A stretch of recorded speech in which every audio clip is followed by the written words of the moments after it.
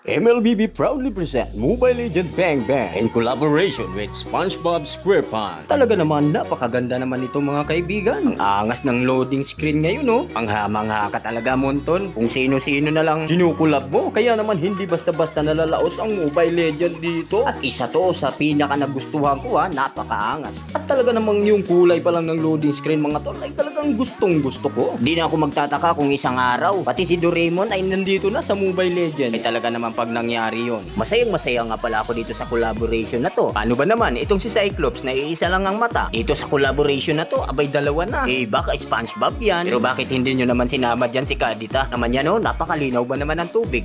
Pero hiyain na. Laro na lang tayo. Syempre, rank game agad mga tol. Ito lang sasabihin ko sa inyo Sa bawat content na pinupost ko mga tol, laging rank game ang laro ko. Di kasi nakaka-challenge mga tol pag puro classic lang o puro creation camp lang. Maganda yung pinupost mo. Talagang totoong mga nangyari sa laro. Doon tayo sa realidad mga tol. So paano? Let's start the game! Oy, Derot na naman pala itong makakatapat ko sa laban. Talaga namang ito yung gustong gusto kong kalaban. Gustong gusto makipagdurugan. Hindi ka sisipain at hindi ka tatakbuhan. Kasi napakapangit ng ganong kalaban. Madalas sira ang laro ko doon kaibigan. Kita nyo naman yung Derot. Tumatakbong may rigla na naman.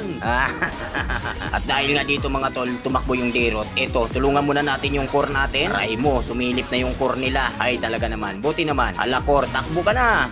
Ako pala yun. Nandiyan na, bigyan agad tayo dun mga tol. Ito yung magaganda kasama mga tol. Yung mga marurunong mag-invade. Putik na yan mga tol. Ito yung talagang nakakainis kalaban. Urat na urat talaga ako dito sa hero na to. Yung gigil na gigil ka ng patayin yung mga kalaban mo. Tapos bigla ka na lang hahagisan ng nana. Bigla na lang babaguhin ang anyo mo. Aray ko, nabigyan patuloy ako rito. Nakakapikon ka na talaga.